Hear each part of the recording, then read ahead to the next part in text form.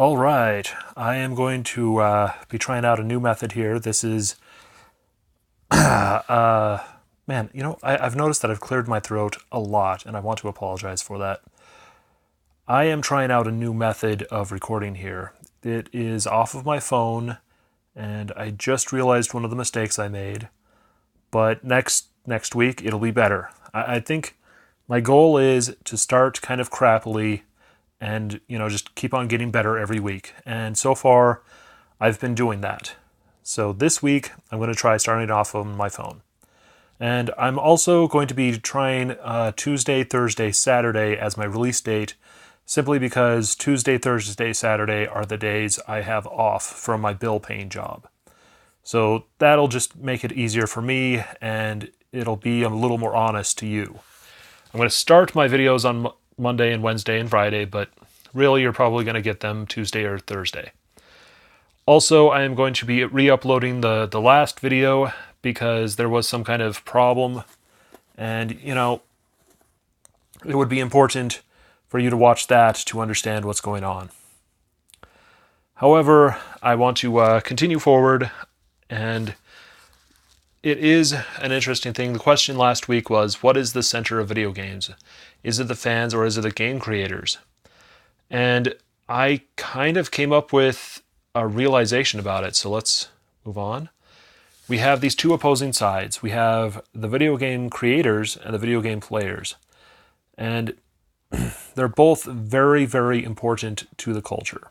We wouldn't have games if it wasn't for the creators. We wouldn't have a culture if there weren't people who collected the games and made a culture out of it. But through that statement, we find that there is another reality, another center. I didn't think about it until I started to look at it. By choosing to be a fan or choosing to be a game creator, you have moved yourself from the center a little and chosen a side. So what is the center? Even if you are a fan and you love these games, there's something more central than you and what you're doing to that of game culture. This creates a Hegelian dialect.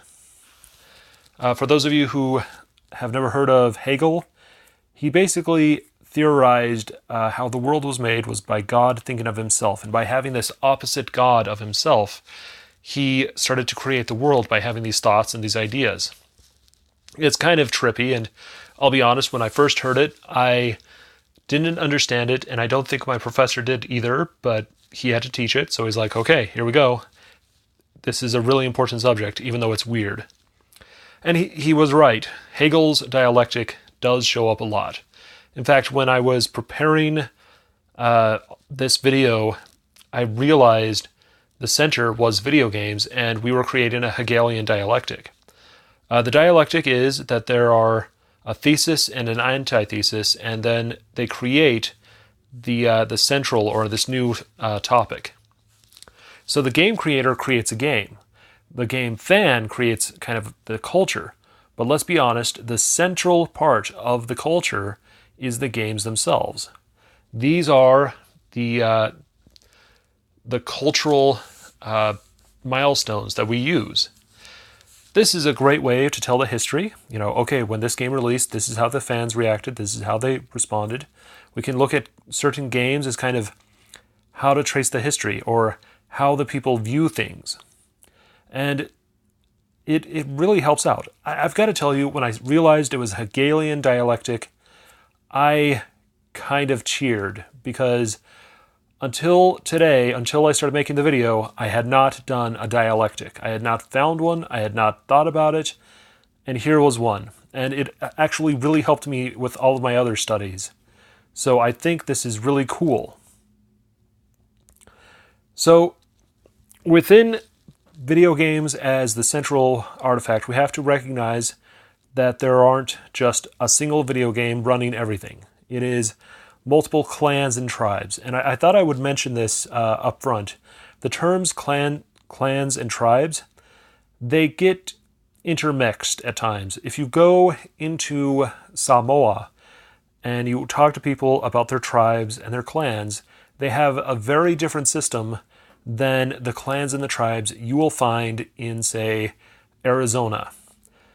A clan or a tribe in Arizona would be almost a clan in Samoa. That sounds really weird. But they just break apart differently. And because of that, it's difficult to explain. But tribes are the big ones, and clans are kind of below tribes, usually. But sometimes clans can be bigger than the tribe itself. It does get confusing, and I do apologize for that. But imagine Scotland is the major tribe of Scotland, and then below it is the clans, and I guess that works. But that doesn't mean that we follow all games in the same way. Just because you like a specific type of video game doesn't mean that you're not a gamer because you don't like another game. You just like these games. For example, one of the major tribes is Nintendo. It's not just the creators, the game creators for Nintendo, it is the Nintendo fans and the people who view Nintendo games as important within the history. And I think Nintendo is incredibly important when it comes to video game history. But that doesn't mean that every game Nintendo makes is for all the same fans. For instance, I know several people who can't stand 3D Mario games, but they love 2D Mario games. They're like, oh, another Super Mario 3. Why don't you make one? Oh, I don't want to play this 3D game. It doesn't sell as well. And they're right, by the way. 3D Mario does not sell as well as 2D Mario. And then we have The Legend of Zelda, which is its own clan within this major tribe. And it's gotten so big, it's created a tribe of its own. Other games are based on The Legend of Zelda. And then we'll have a completely separate tribe like Splatoon, which is a much newer kind of thing. Shigeru Miyamoto wanted to make a shooter for like 10, 15 years. He actually likes shooters. But he didn't get a chance until they brought in some new people. And they were like, okay, we're going to make a shooter. What do you want to make? How do you want to make it? And they created Splatoon, which is the most Nintendo shooter you can imagine. And it's one of my favorite shooters because they really work on the controls.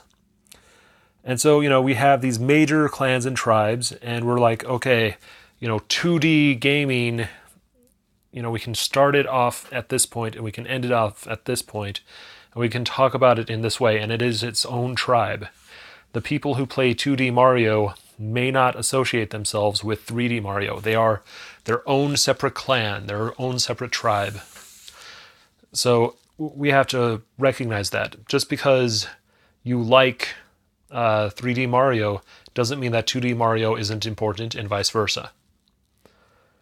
Then we have the lesser tribes, and to be honest with you, they can be very, very big. Valve, for instance, creators of Steam, are probably one of the biggest tribes in PC gaming out there. Other people wish they were as big as Valve, even though they themselves have stopped making games for the most part. They've tried to create consoles, and they failed at that. They've tried to kind of break into other markets, and they haven't. But in PC gaming, they are the major tribe. But they're not as big as Nintendo. And Ubisoft is in the same way. They will actually have tribal meetings for E3, and they'll try to show off their stuff. But for the most part, it is not going to be given the same amount of attention from fans, from anybody, for how big it is. Yeah, Assassin's Creed is fun, but it is not as big as the next Zelda. And goodoldgames.com is another lesser tribe in PC gaming. You can find, I love GOG. It's just a great site. On the other hand, these lesser tribes can actually go within other tribes. For instance, Ubisoft can go within PC and console and various other consoles. Like Microsoft would be its own tribe because it owns the Microsoft brand, or the 360, or the Xbox brand. And the Xbox brand is sort of its own tribe. They really try to make it sound like a tribe. And the same with Sony. They really try to make the PlayStation sound like a tribe. And Ubisoft can go between them. And in fact, Ubisoft, Electronic Arts, and Activision are so powerful that they actually hold more sway over the Sony and Microsoft brands than much of Sony or Microsoft have. And often when you hear complaints about Nintendo consoles, it's that they don't have the Ubisoft or the Electronic Arts or the Activision games. These are lesser tribes, but they're very, very powerful. And then we have the free tribes. And the free tribes are much more based on the fans, or much more free to move around a bit. So, you have your average fan who goes to a convention, and you know what? You see an arcade, and you start playing arcade games, and you see some consoles, and you start playing consoles. By the way, all of these pictures are from the Portland Retro Gaming Expo last year, and it was excellent.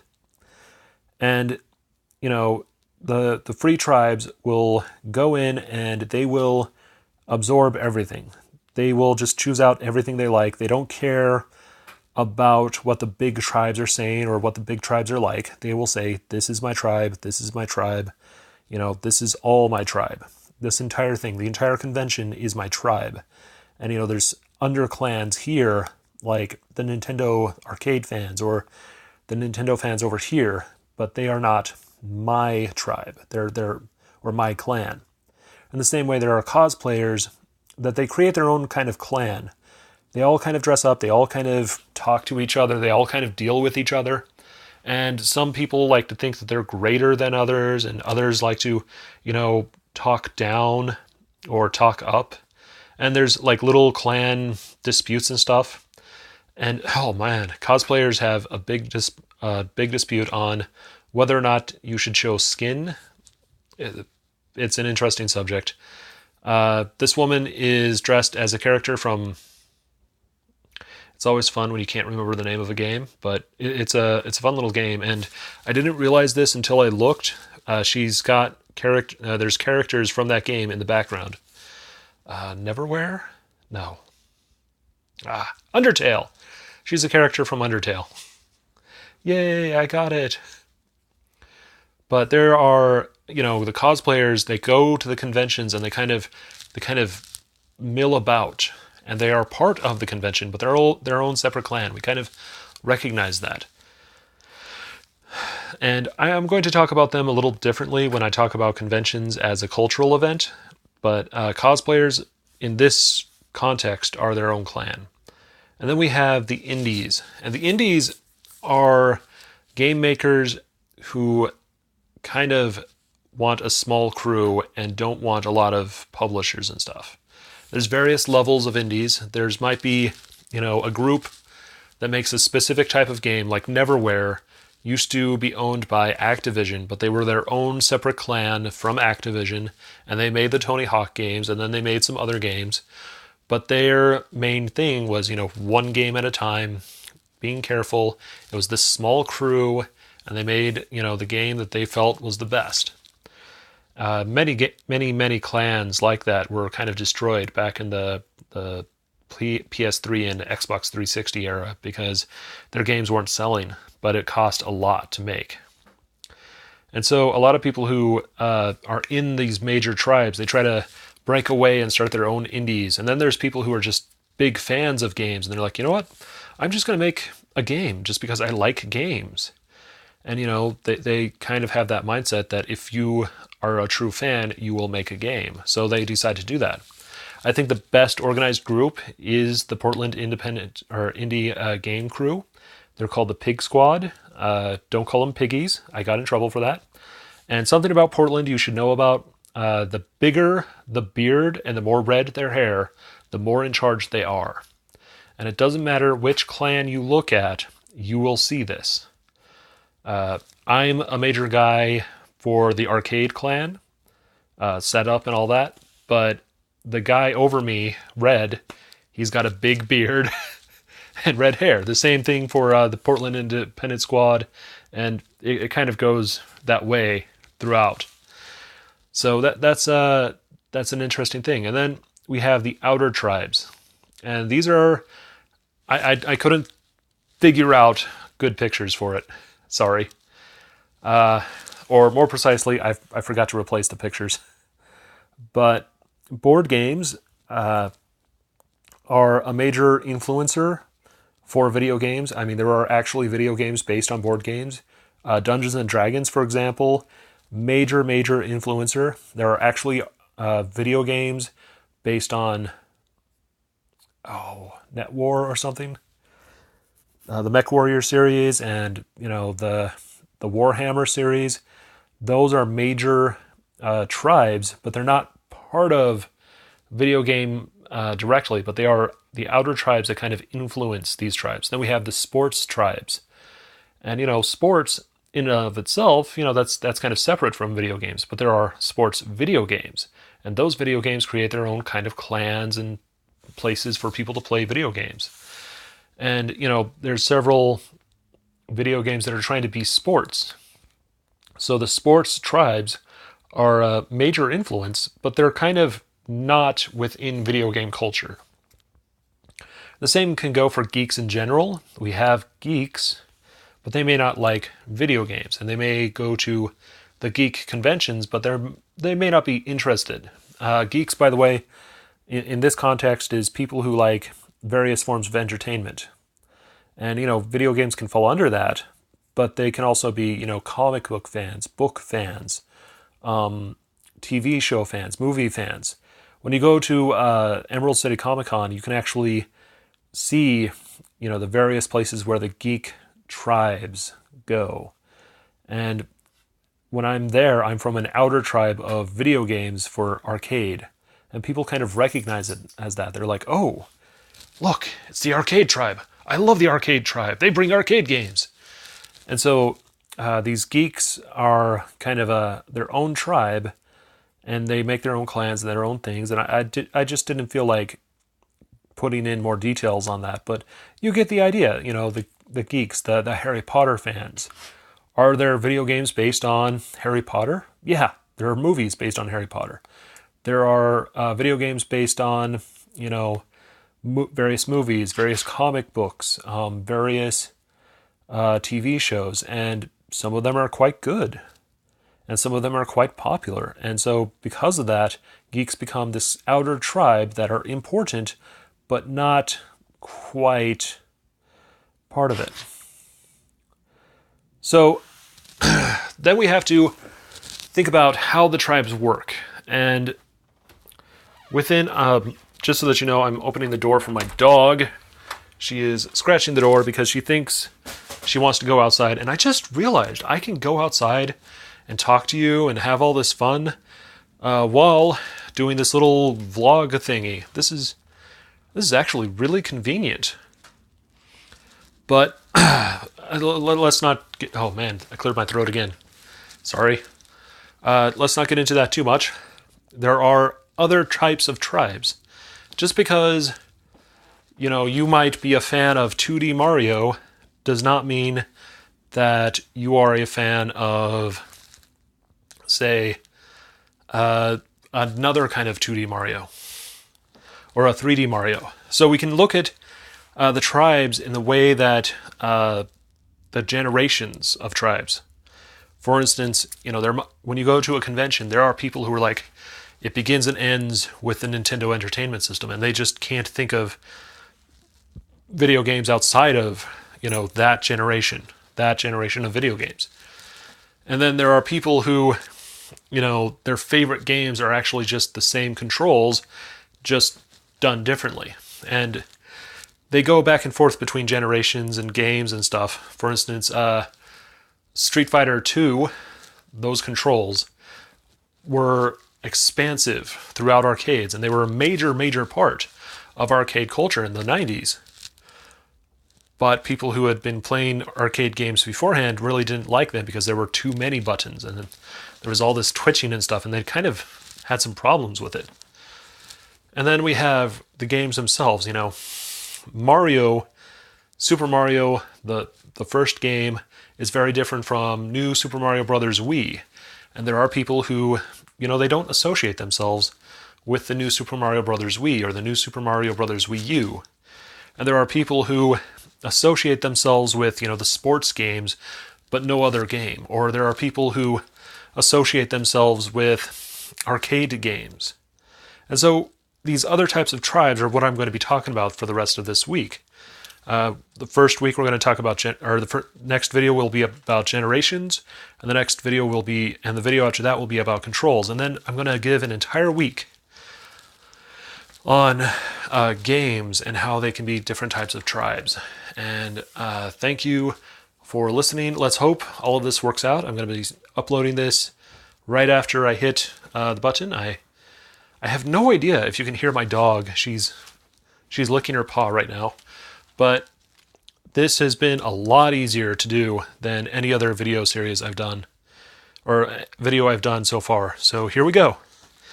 Catch you in 2 days.